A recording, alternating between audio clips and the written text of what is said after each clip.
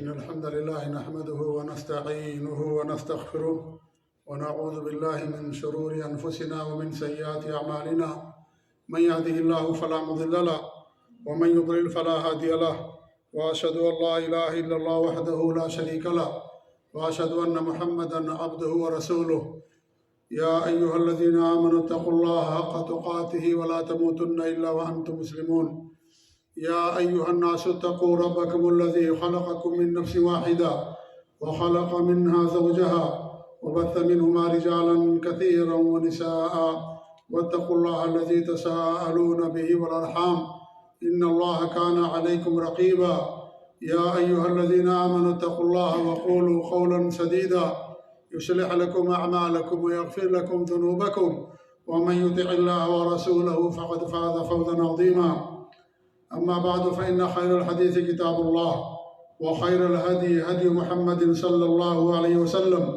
وشر الأمور محدثاتها وكل محدثة بدعة وكل بدعة ضلالة وكل ضلالة في النار. قال الله تبارك وتعالى في كتابه المجيد: لا تسجدوا للشمس ولا للقمر واسجدوا لله الذي خلقهن. وقال رسول الله صلى الله عليه وسلم: ما من عبد يسجد لله سجدة إلا كتب الله له بها حسنة وحط عنه بها خطيئة ورفع له بها درجة فاستكثروا من السجود، أو كما قال صلى الله عليه وسلم. معزز و مکرم سامعین و ناظرین، نماز میں سجدہ بہت بڑا اور اہم رکن ہے۔ سجدے کی اسی فضیلت اور اس کی اہمیت کی بنا پر جہاں انسان نماز پڑھتا ہے اس جگہ کو مسجد کہا جاتا ہے۔ مسجد سجدہ کرنے کی جگہ ہے اور نماز کا اہم رکن ہے سجدہ، اس لیے سجدہ بول کر کے نماز مراد لیا جاتا ہے، جز بول کر کے کل مراد لیا جاتا ہے۔ حالانکہ نماز کے اندر صرف سجدہ نہیں ہے، نماز کے اندر قیام ہے، رکوع ہے، تشہد ہے، یہ ساری عبادات، یہ ساری چیزیں انسان کرتا ہے، لیکن جہاں انسان نماز ادا کرتا ہے اس جگہ کو مسجد کہا جاتا، اور سجدہ بول کر کے شریعت میں حدیث کے اندر نماز مراد لیا گیا ہے۔ اس سے سجدے کی اہمیت اور اس کی فضیلت پر یہ چیز دلالت کرتی ہے۔ ربیعہ بن کعب ایک صحابی ہیں، وہ اللہ کے رسول صلی اللہ علیہ وسلم سے سوال کرتے ہیں کہ میں جنت میں آپ کی مرافقت چاہتا ہوں، آپ کی معیت چاہتا ہوں۔ تو ہمارے نبی نے فرمایا: اعنی علی بکثرۃ السجود، تم میری مدد کرو کثرت سجود سے زیادہ سجدہ کر کے میری مدد کرو۔ مطلب یہ ہے کہ زیادہ آپ نوافل کا اہتمام کرو، سنتوں کا اہتمام کرو، کیونکہ نمازوں کے اندر انسان سجدہ ادا کرتا ہے اور ایک رکعت کے اندر 2 سجدے ہوتے ہیں جبکہ رکوع 1 ہوتا ہے۔ اسی لیے آپ نے فرمایا کہ کثرت سجود سے تم میری مدد کرو۔ علماء نے بیان کیا کہ یہاں پر کثرت سجود سے مراد ہے نوافل نماز کا اہتمام، کیونکہ جو فرض نمازیں ہیں ان کا پڑھنا تو ضروری ہے، ان کا پڑھنا تو انسان کے لیے ضروری ہے، لیکن جو نوافل ہیں، سنن ہیں، وہ ضروری نہیں ہیں، لیکن ان کو انسان پڑھتا ہے تو اللہ کے رسول صلی اللہ علیہ وسلم کی رفاقت انسان کو جنت کے اندر ملتی ہے۔ یہ صحیح مسلم کی روایت ہے۔ اس طریقے سے اللہ کے رسول صلی اللہ علیہ وسلم کی حدیث جو میں نے خطبہ مسنونہ کے بعد آپ لوگوں کے سامنے پڑھی، اس میں بھی جو سجدے کا ذکر ہے اس سے مراد نماز ہے۔ اللہ کے رسول فرماتے ہیں: ما من عبد یسجد للہ سجدہ، جو بندہ بھی اللہ کے لیے سجدہ کرتا ہے، الا کتب اللہ لہ بہا حسنہ، اللہ رب العالمین اس کے لیے نیکی لکھتا ہے، وحط عنہ بہا خطیئہ، اس سجدے یعنی اس نماز کے ذریعے سے اللہ تعالیٰ گناہ کو مٹا دیتا ہے، ورفع لہ بہا درجہ، اور اس سجدے اور اس نماز کے ذریعے سے اللہ تعالیٰ اس کے درجے کو بلند کرتا ہے۔ فاستکثروا من السجود، لہذا کثرت سے سجدہ کیا کرو، یعنی کثرت سے نوافل کا اہتمام کرو۔ تو یہاں سجدہ بول کر کے نماز مراد لیا گیا۔ اس سے سجدے کی اہمیت اور اس کی فضیلت پر یہ چیز دلالت کرتی ہے۔ سجدے کے اندر بندہ اللہ رب العالمین کے سب سے زیادہ قریب بھی ہوتا ہے۔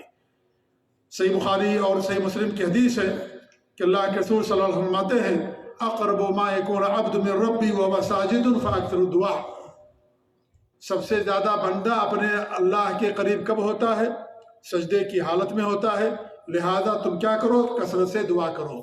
سجدے کے اندر دعائیں قبول ہوتی، انسان اللہ کے زیادہ قریب ہوتا ہے، کیونکہ انسان اپنی پیشانی کو اللہ رب العالمین کے سامنے رکھ دیتا ہے۔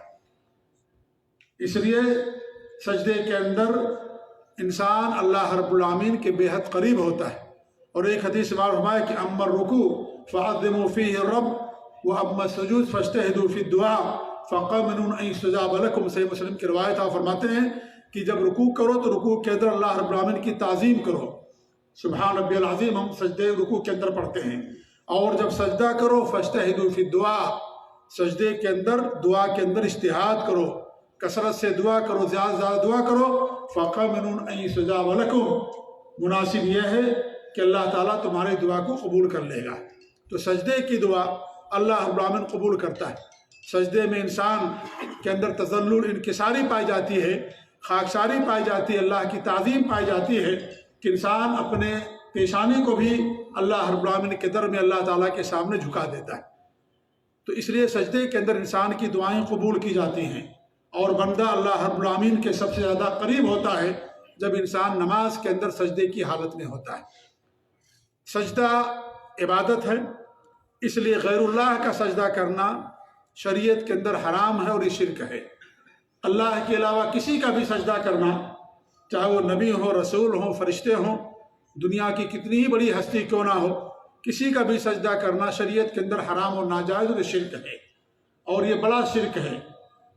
ایسا شرک جس کا کرنے والا اگر توبہ کیے بغیر مر جائے تو ہمیشہ ہمیشہ جہنم کے اندر رہے گا۔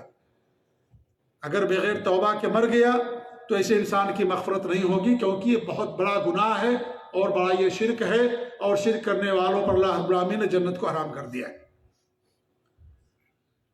جب یہ بات ہم کہتے ہیں کہ غیر اللہ کا سجدہ کرنا حرام ہے، کسی نبی، کسی رسول کا، فقیر کا، پیر کا، کسی مزار کا، کسی قبر کا، کسی بادشاہ کا، کسی بھی شخص کا سجدہ کرنا شریعت کے اندر حرام ہے، شرک ہے، تو لوگ یہ کہتے ہیں کہ اللہ رب العالمین نے فرشتوں کو حضرت آدم کا سجدہ کرنے کا حکم دیا تھا۔ حضرت آدم نبی تھے، حضرت آدم بھی مخلوق، اللہ ان کو پیدا کیا، اللہ ان کو بنایا اپنے ہاتھوں سے، تو پھر اللہ رب العالمین نے کیوں حکم دیا فرشتوں کو کہ سجدہ کریں؟ حضرت آدم علیہ السلام کا اسے معلوم ہوتا ہے کہ جو بڑی شخصیتیں ہیں، بڑی ہستیاں ہیں، جو مقرب لوگ ہیں، اللہ کے نیک بندے ہیں، ان کا سجدہ کرنا جائز ہے، اس لیے اللہ رب العالمین نے حضرت آدم علیہ السلام کا سجدہ کرنے کا حکم دیا۔ اس طرح کے لوگ شبہات پیش کرتے ہیں اور اس طرح کا اعتراض کرتے ہیں۔ میرے بھائیوں، یہ اعتراض سراسر باطل ہے، اس لیے کہ اللہ رب العالمین جس چیز کا بھی حکم دینا چاہے اس چیز کا اللہ رب العالمین حکم دے سکتا ہے۔ کوئی اللہ رب العالمین کو روکنے والا نہیں ہے، کوئی اللہ رب العالمین کے حکم کو ٹالنے والا نہیں ہے۔ اللہ نے جو حکم دے دیا ہے اس کا کرنا انسان کے لیے واجب اور ضروری ہے۔ اللہ تعالیٰ اگر حرام چیز کا بھی حکم دے دے تو اس کا بھی کرنا انسان کے لیے واجب اور ضروری ہو جاتا ہے۔ اللہ رب العالمین حضرت ابراہیم علیہ السلام کو حکم دیا اپنے بچے کو ذبح کر دو، کیا بچے کا ذبح کرنا شریعت کے اندر جائز ہے؟ بچے کا ذبح کرنا حرام ہے۔ یہ کسی بھی انسان کا ناحق قتل کرنا شریعت کے اندر حرام ہے، لیکن اپنی اولاد، اپنے بچے کا قتل کرنا اور بڑا جرم ہے، حرام ہے۔ لیکن اللہ نے حکم دیا حضرت ابراہیم علیہ السلام کو کہ اپنے بچے کا تم قتل کرو۔ انہوں نے حکم کی تعمیل کی، لے کر کے نکلے اور چھری بھی رکھ دی ان کے گلے پر، لیکن اللہ رب العالمین نے آسمان سے دمبا بھیج دیا اور اللہ رب العالمین حضرت اسماعیل علیہ السلام کی جان بچا لی۔ اللہ نے حرام چیز کا حکم دیا تھا، لیکن اللہ تعالیٰ جس چیز کا حکم دے دے اس چیز کا کرنا انسان کے لیے واجب اور ضروری ہو جاتا ہے۔ نبی ہیں حضرت ابراہیم علیہ السلام، اللہ کے خلیل ہیں، 5 اولو العزم رسولوں میں سے ہیں۔ خواب میں دکھایا گیا، انبیاء کے خواب سچے ہوتے ہیں اور کسی اور کے خواب سچے نہیں ہوتے، انبیاء کے خواب سچے ہوتے ہیں۔ انہوں نے خواب دیکھا کہ مجھے حکم دیا گیا کہ میں اپنے بچے کو قتل کروں، ذبح کر دوں۔ انہوں نے حکم کی تعمیل کی، حالانکہ بچے کا ذبح کرنا حرام ہے، کسی بھی شریعت کے اندر اس کا ذبح کرنا جائز نہیں تھا، لیکن اللہ رب العالمین اس کا حکم دیا۔ اللہ جو چیز کا حکم دے دے، حرام چیز کا بھی اللہ رب العالمین حکم دے دے، اس کا کرنا اس بندے کے لیے واجب اور ضروری ہو جاتا ہے جس بندے کے لیے اللہ رب العالمین کی طرف سے یہ حکم خاص آتا ہے۔ یہ حکم خاص تھا کن کے لیے؟ حضرت ابراہیم علیہ السلام کے لیے۔ اللہ نے حرام چیز کا حکم دیا لیکن کرنا واجب اور ضروری۔ ہر جمعہ کے دن سورہ کہف کی ہم لوگ تلاوت کرتے ہیں۔ سورہ کہف میں اللہ رب العالمین نے حضرت خضر اور موسیٰ علیہ السلام کا واقعہ بیان کیا ہے۔ حضرت خضر علیہ السلام نے ایک کشتی توڑ دی۔ کیا کشتی کا توڑنا صحیح ہے؟ یہ کسی کی جائیداد کو نقصان پہنچانا، کسی کے گھر کو نقصان پہنچانا صحیح ہے؟ یہ غلط ہے، یہ حرام ہے۔ یہ کہ ہم کسی کے جائیداد کو نقصان پہنچا دیں، کسی کی سواری کو توڑ دیں۔ کیا آپ کو کوئی گاڑی نظر آئے باہر کھڑی ہوئی، آپ اس کا شیشہ توڑ دیں، آپ اس کا دروازہ توڑ دیں؟ حرام ہے ایسا کرنا، کسی بھی انسان کی جائیداد کو نقصان پہنچانا۔ لیکن اللہ رب العالمین کا حکم تھا ان کے لیے کہ کشتی کو توڑ دو، سوراخ کر دو اس کے اندر۔ جب حکم آ گیا تو ان کے لیے ماننا واجب اور ضروری ہو گیا۔ اسی واقعے کے اندر اللہ رب العالمین نے بیان کیا ہے کہ انہوں نے ایک بچے کو قتل کر دیا تھا۔ کیا بچے کے قتل کرنا جائز ہے؟ ناجائز اور حرام ہے۔ یہ کسی کا بھی بچہ ہو انسان قتل نہیں کر سکتا، چاہے مسلمان کا بچہ ہو چاہے غیر مسلم کا بچہ ہو، انسان قتل نہیں کر سکتا۔ لیکن اللہ رب العالمین کا حکم آ گیا حضرت خضر علیہ السلام کے لیے، انہوں نے اس کو قتل کر دیا۔ حرام چیز کا حکم دیا اللہ رب العالمین نے۔ حرام چیز کا اگر حکم دے دے وہ چیز ان کے لیے کرنا واجب ہو جاتی ہے، وہ چیز ان کے لیے حرام نہیں رہ جاتی۔ ایسے اللہ نے سجدہ کرنے کا حکم دیا، وہ سجدہ کرنا تمام فرشتوں پر سب پر واجب ہو گیا، اس لیے فرشتوں نے سجدہ کیا، اور ابلیس نے سجدہ کرنے سے انکار کر دیا، اللہ نے اس کو جنت سے نکال دیا۔ اس طریقے سے آپ دیکھیے بنو اسرائیل کا واقعہ اللہ رب العالمین نے بیان کیا ہے کہ حضرت موسیٰ علیہ السلام جب بنو اسرائیل کو لے کر کے نکلے تو انہوں نے بچڑے کی پرستش کرنا شروع کر دیا، تو اللہ رب العالمین کو توبہ کرنے کا حکم دیا۔ اور اللہ رب العالمین نے کیا فرمایا ان کے تعلق سے؟ اللہ کہتا ہے وَإِذْ قَالَ مُوسَىٰ لِقَوْمِهِ، جب موسیٰ علیہ السلام نے اپنی قوم سے کہا یا قوم انکم ظلمتم انفسکم باتخاذکم العجل، اے میری قوم کے لوگو تم نے اپنے اوپر ظلم کیا ہے بچڑے کی پوجا کر کے، فتوبوا الی باریکم، اپنے رب کے پاس جاؤ، توبہ کرو، اپنے رب کی طرف لوٹ کر کے آؤ، توبہ کرو، فقتلوا انفسکم، اپنے آپ کو قتل کرو، ذالکم خیر لکم عند باریکم، تمہارے رب کے پاس تمہارے لیے ہی بہتر ہے۔ ان کو قتل کرنے کا کہ ایک دوسرے کو قتل کر دیں، یہی توبہ تھی ان کی، بنو اسرائیل کی، جنہوں نے بچڑے کی پوجا کی تھی۔ اللہ رب العالمین کو حکم دیا کہ تم ایک دوسرے کو قتل کر دو۔ مورخین نے یا مفسرین نے بیان کیا ہے کہ باقاعدہ دو صف لگائی گئی، ایک آگے سب ایک پیچھے سب، یہ ان کو قتل کرتے تھے وہ ان کو قتل کرتے تھے، اس طریقے کا معاملہ ہوا۔ بعض مفسرین نے بیان کیا کہ جن لوگوں نے بچڑے کی پوجا کی تھی ان کو ایک سب کے اندر کھڑا کر دیا گیا، اور جنہوں نے پوجا نہیں کی تھی انہوں نے ان کو قتل کر دیا۔ قتل کرنے کا اللہ رب العالمین نے حکم دیا، حالانکہ کسی کا قتل کرنا حرام ہے، یہ ناجائز ہے۔ ان کی شریعت میں سختی تھی، توبہ کا ان کے ہاں یہی صورت تھی ان کے ہاں توبہ کرنے کی، تو اللہ رب العالمین کو ایک دوسرے کو قتل کرنے کا حکم دیا، حالانکہ یہ چیز حرام، لیکن اللہ تعالیٰ کا حکم آ گیا، اس کا کرنا واجب اور ضروری، لہذا اللہ رب العالمین کے کسی حکم کو کوئی انکار نہیں کر سکتا۔ یہ اللہ رب العالمین خاص حکم تھا فرشتوں کے لیے، اور ابلیس کے لیے بھی۔ فرشتوں نے سجدہ کیا، ابلیس نے سجدہ کرنے سے انکار کر دیا، اللہ نے اس کو ہمیشہ کے لیے جہنمی قرار دے دیا اور جنت سے نکال دیا۔ لہذا اللہ رب العالمین کو ہر چیز کا اختیار ہے کہ اللہ تعالیٰ جس چیز کا حکم دینا چاہے اس کا حکم دے سکتا ہے۔ اللہ رب العالمین جو حلال چیز ہے اگر وہ کسی کے اوپر حرام کر دے تو چیز انسان کے اوپر حرام ہو جاتی ہے، کوئی اللہ کے فیصلے کو روکنے والا نہیں ہے۔ یہ اعتراض کر کے کہ بھئی اللہ تعالیٰ نے حکم دیا تو لہذا ہم بھی سجدہ کریں گے، نعوذ باللہ۔ حضرت معاذ بن جبل آئے تھے ہمارے نبی کے پاس یمن سے، اور ہمارے نبی کا سجدہ کرنے لگے، ہمارے نبی ان کو منع کیا، کہا کہ ہم نے دیکھا یمن کے اندر کے لوگ بڑوں بڑوں کا سجدہ کرتے ہیں، لہذا آپ تو ان سب سے بڑے ہیں جن جن کا لوگ سجدہ کرتے ہیں، آپ کا بڑا اونچا مقام مرتبہ، لہذا ہم آپ کا سجدہ کریں گے۔ سجدہ کرنا چاہا معاذ بن جبل رضی اللہ تعالیٰ عنہ نے، ہمارے نبی صلی اللہ علیہ وسلم کو منع کر دیا، کہا کہ کسی بھی انسان کا اللہ کے علاوہ کسی کی کا بھی سجدہ کرنا شریعت کے اندر حرام اور ناجائز ہے، اور اگر میں حکم دیتا سجدہ کرنے کا تو عورتوں کو حکم دیتا کہ اپنے شوہروں کا سجدہ کریں۔ جبکہ شریعت میں کسی کا سجدہ جائز نہیں، حرام ہے سجدہ کرنا، اس لیے ہمارے نبی صلی اللہ علیہ وسلم کو منع کر دیا۔ کتنی واضح اور صاف روایتیں ہیں نبی صلی اللہ علیہ وسلم کی، لیکن ان تمام روایتوں کو پشے پوش چھوڑ کر کے لوگ عقیدت کے نام پر، محبت کے نام پر شرک کا ارتکاب کرتے ہیں۔ تو اللہ رب العالمین کو ہر چیز کا اختیار ہے۔ اللہ رب العالمین حرام چیز کو کرنے کا حکم دے، اس کا کرنا اس شخص کے لیے واجب اور ضروری ہو جاتا ہے، اور اللہ رب العالمین اگر حلال چیز کو حرام کر دے، اس کا بھی کرنا انسان کے لیے حرام ہو جاتا ہے، اگرچہ وہ چیز آپ کے لیے حلال تھی لیکن اس کا کرنا انسان کے لیے حرام ہو جاتا ہے۔ ہم اور آپ روزہ رکھتے ہیں، روزے میں انسان کھانا نہیں کھاتا، پانی نہیں پیتا ہے، اللہ نے کھانا کھانے کا حکم دیا، پانی پینے کا حکم دیا ہے، لیکن رمضان میں دن میں کھانا کھانے سے اللہ نے منع کر دیا۔ کھانا کھانا ناجائز تھا رمضان سے پہلے یا رمضان کی رات میں، یا پانی پینا ناجائز تھا؟ نہیں، یہ تو حلال ہے آپ کے لیے، بلکہ ضروری ہے انسان کو اپنی جان بچانے کے لیے۔ انسان بھوکا رہ کر کے اپنی جان نہیں دے سکتا، یہ شریعت کے اندر حرام ہے ایسا کرنا کہ انسان بھوکا رہے، ہم کھانا نہیں کھائیں گے، اپنے آپ کو تکلیف میں ڈالے، اپنے آپ کو عذاب میں ڈالے۔ ہمارے ملکوں میں لوگ بھوکا رہ کر کے احتجاج بھی کرتے ہیں کہ ہم نہیں کھانا کھائیں گے۔ یہ ساری چیزیں حرام ہے شریعت کے اندر، کوئی انسان اپنے آپ کو تکلیف نہیں دے سکتا۔ ہمارے نبی صلی اللہ علیہ وسلم نے ایک آدمی کو دیکھا کہ باہر دھوپ میں کھڑا ہے، بات نہیں کر رہا ہے، روزے سے بھی ہے لوگوں، اور اس کے بعد وہ زمین پر گر گیا، سخت گرمی اور دھوپ کا زمانہ۔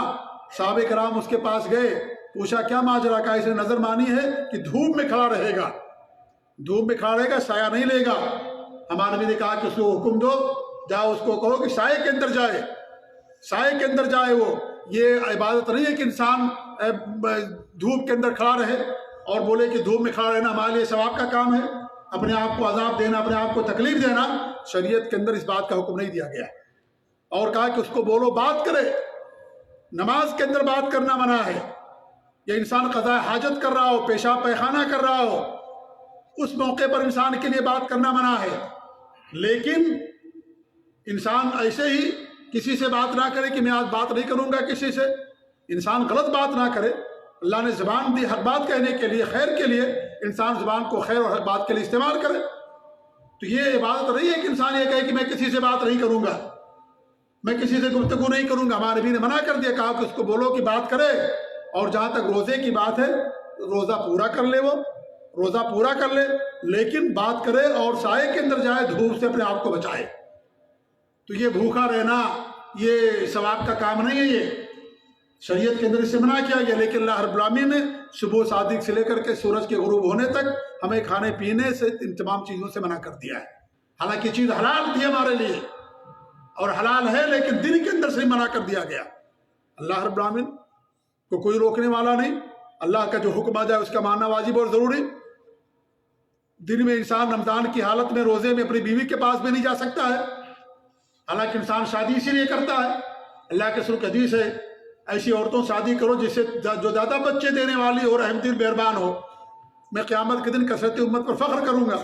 لیکن اللہ رب العالمین نے دین اسلام کے اندر رمضان میں دن میں روزہ رکھنے کی حالت میں منع کر دیا گیا کہ انسان اپنی بیوی کے پاس نہ جائے، منع ہے، حرام۔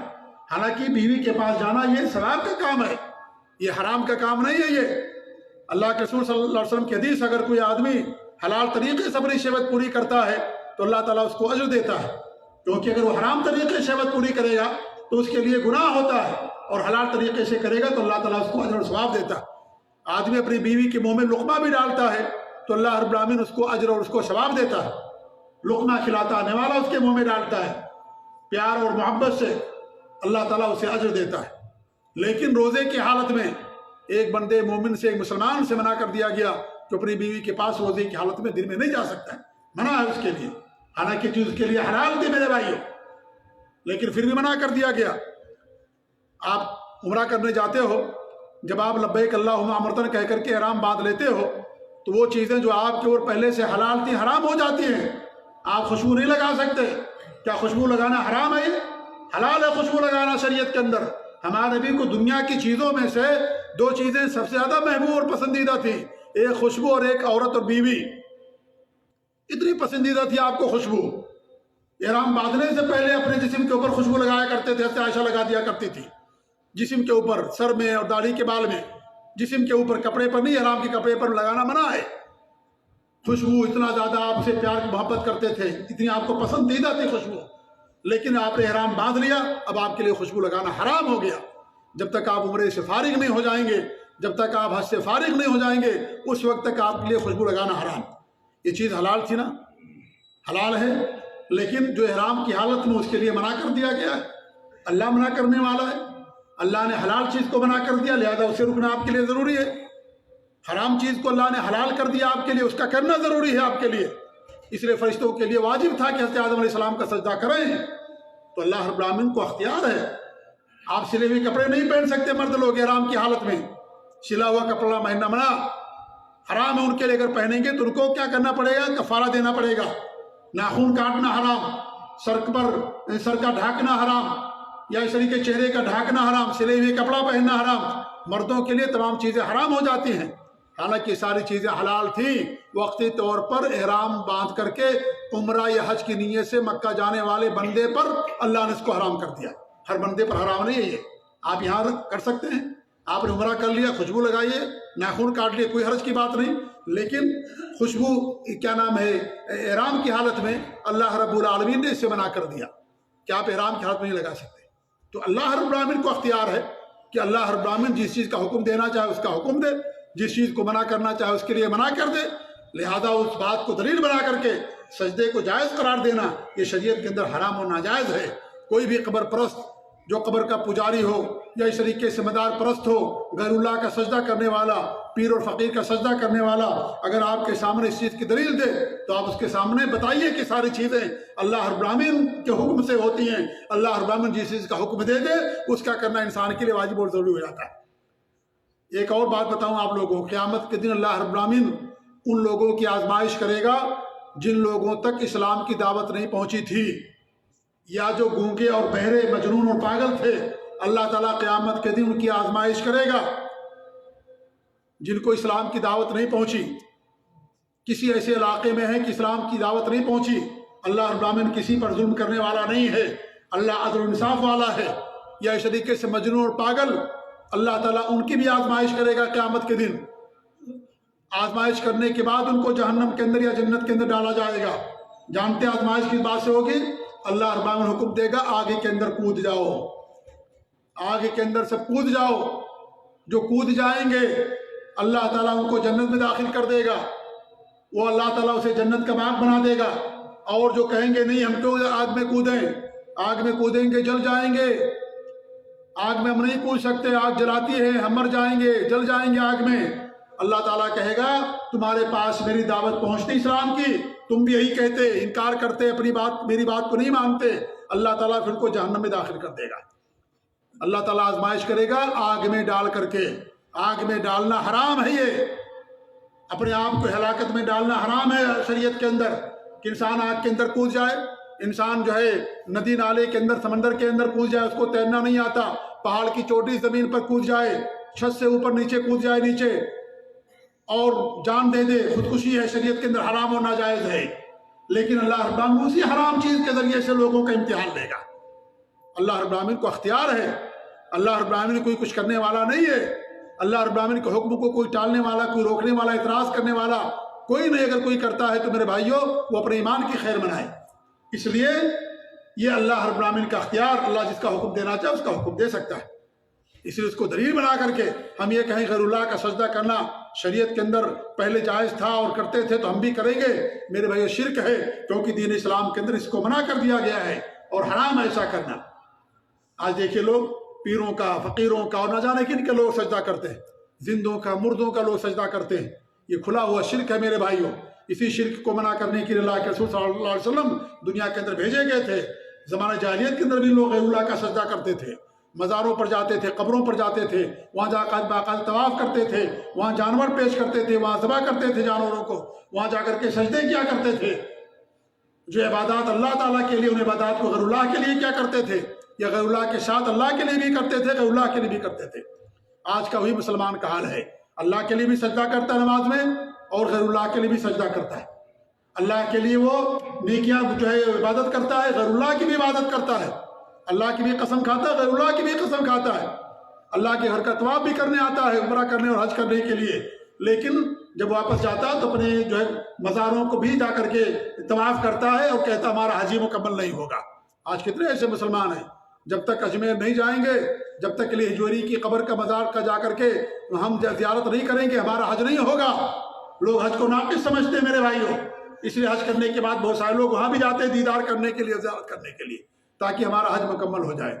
ایک طرف اللہ کے گھر کا طواف کیا اور دوسری طرف جا کر کے اپنے طواف کو، اس عبادت کو باطل کر دیا غیر اللہ کے لیے کر کے۔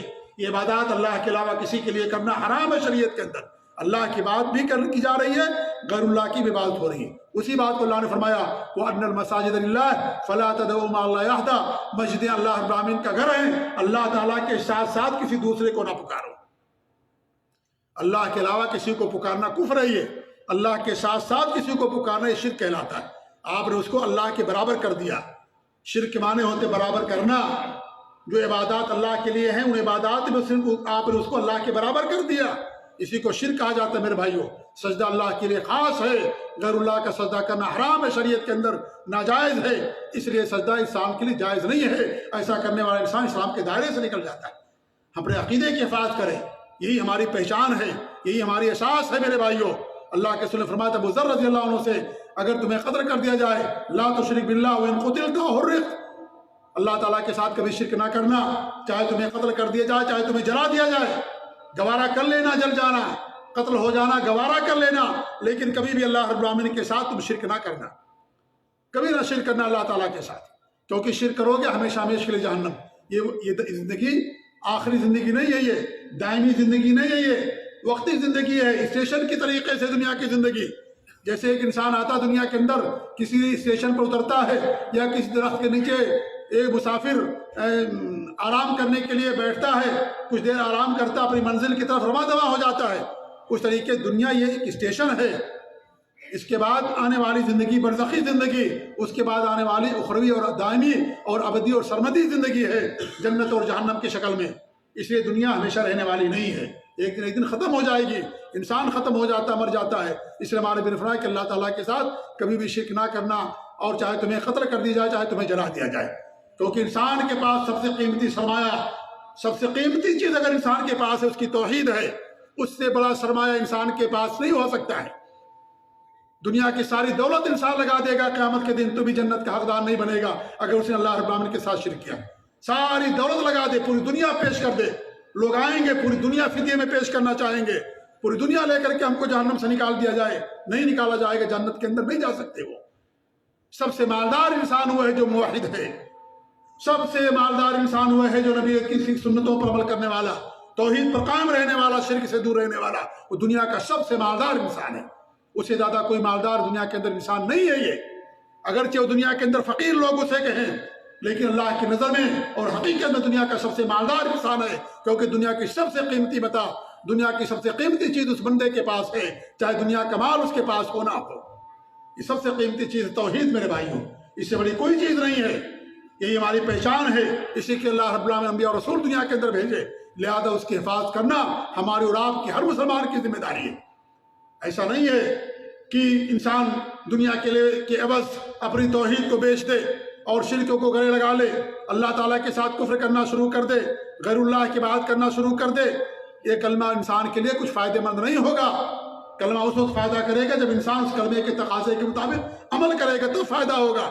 اگر کلمے کے تقاضے کے مطابق عمل نہیں ہوا انسان کا، کلمہ زندگی میں 50 مرتبہ پڑھے، 50 حج کرے، دن رات نمازوں کے اندر رہے، تہجد کی نماز پڑھے، دنیا کا ہر خیر کا کام کرے، اس کا کوئی فائدہ انسان کو ملنے والا نہیں ہے، کیونکہ اساس اور بنیاد ہے یہ بنیاد، یہ روح ہے۔ یہ اگر انسان کے جسم کے اندر سر نہیں ہے، انسان ہاتھ پاؤں سے کچھ فائدہ نہیں اٹھا سکتا ہے۔ اگر درخت کی جڑ نہیں ہے میرے بھائیوں، وہ درخت سوکھ جائے گا، اور وہ درخت جو ہے سوکھ جاتا ہے اور اس کا کوئی فائدہ نہیں ہوتا۔ اس لیے یہ اساس ہے، روح ہے، یہ جان ہے ہماری توحید۔ توحید کی امانت سینوں میں ہے ہمارا، آسان نہیں مٹانا نام و نشاں ہمارا۔ یہ سب سے عظیم سرمایہ، سب سے قیمتی دولت جو اللہ رب العالمین نے ہم اور آپ کو دی ہے، توحید کی دولت ہے، شرک نہ کرنے کی دولت ہے، لہذا اس کی حفاظت کرنا بھی ہمارے اوپر سب سے عظیم ذمہ داری ہے کہ ہم ان کی حفاظت کریں۔ تو غیر اللہ کا سجدہ کرنا شریعت کے اندر حرام اور ناجائز ہے۔ ایک سجدہ ایسا ہے جو بدعت ہے، جو بدعت ہے ایک سجدہ کرنا۔ ہمارے بہت سارے لوگ نماز پڑھ لیتے ہیں، نماز پڑھنے کے بعد ایک سجدہ کرتے ہیں، کچھ دیر سجدہ کریں گے، اس کے بعد چلتے چلے جائیں گے۔ یہ سجدہ کرنا بدعت ہے، جائز نہیں ایسا سجدہ کرنا، ایسا سجدہ کرنا جائز نہیں ہے۔ اگر آپ نماز کے اندر کچھ بھول گئے ہیں، واجب چھوڑ دیے ہیں، تو سجدے سہو کرنا واجب ہوتا ہے۔ نماز کا سجدہ یہ رکن ہے، سجدے سہو واجب ہے۔ نماز میں آپ بھول گئے، سجدے سہو کرنا پڑتا ہے۔ قرآن کی تلاوت کرتے ہیں، سجدہ آ جاتا ہے، یہ مسنون اور مستحب ہے۔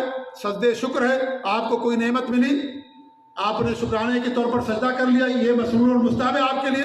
شکر کا سجدہ ہوتا، شکر کی نماز نہیں ہوتی 2 رکعت، شکر کا سجدہ ہوتا۔ اللہ کے رسول صلی اللہ علیہ وسلم سجدہ کرتے تھے جب آپ کو کوئی خوشی ملتی تھی، خوشخبری ملتی تھی۔ وہ 3 لوگ جو غزوہ تبوک سے پیچھے رہ گئے تھے، جب اللہ نے ان کی توبہ قبول کی، وہ سجدے میں چلے گئے۔ تو سجدہ کرنا یہ سجدے شکر ہوتا ہے، نہ شکرانے کی نماز نہیں ہوتی، سجدے شکر ہوتا ہے۔